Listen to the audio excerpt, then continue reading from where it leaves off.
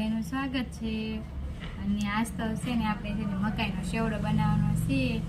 તો હું કેવી રીતના સેવડો બનાવું બધાને બતાવશું। બ્લોગમાં બધા બનાવી લેજો। આવી રીતના છે ને દાણા કાઢી લેવાના। અને 2 મકાઈ લીધી છે। આપણે છે ને ટમેટા સુધારી નાખશું। હવે આપણે ડુંગળી સુધારી નાખશું। કે તો નવ્યા તો આપણે છે ને ટમેટા સુધારી નાખ્યા છે। પછી ડુંગળી સુધાર નાખી છે અને મકાઈના દાણા તે કાઢી નાખ્યા છે। અને હવે આપણે સેવડાને વઘારી નાખશું। બ્લોકમાં બધા બના રહેજો। રાઈ નાખી દીધી છે। હવે પછી રાઈ ફૂટી જાય એટલે પછી આપણે એમાં જીરું નાખી દઈશું।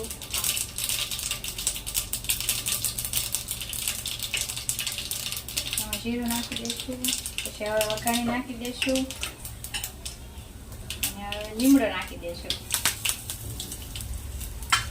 પછી એમાં ડુંગળી નાખવાની।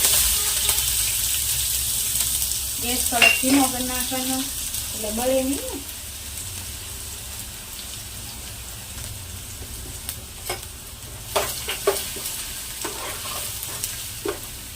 પછી એમાં મીઠું નાખશું સ્વાદ અનુસાર।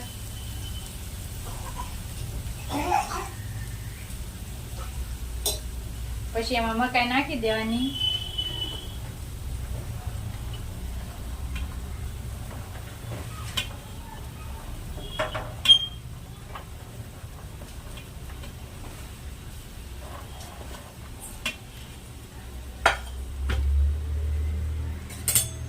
પછી આ બધું તેલમાં છે ને આ સડવા દેવાનું।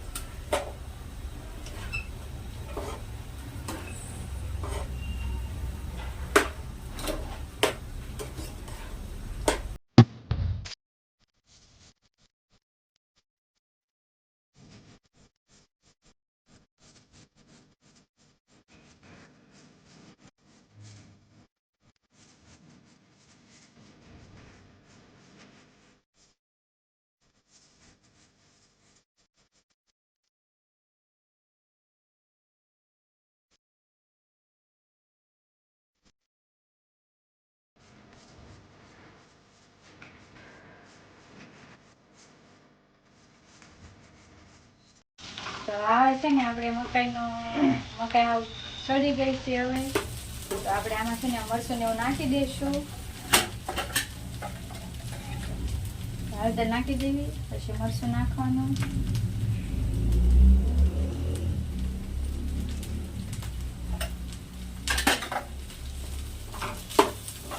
દાળ સડી ગઈ છે।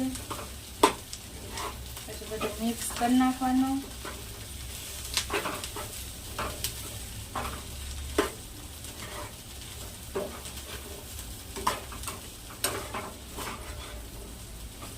થઈ ગયું છે।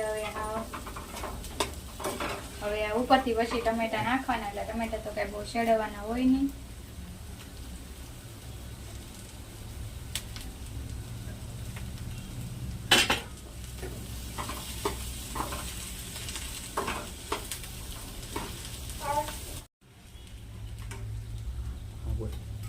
હવે સેવ નાખી દેવી આમાં।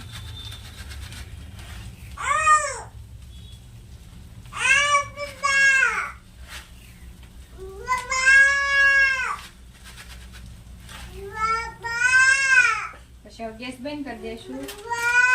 પછી કોથમરી નાખી દઈશું।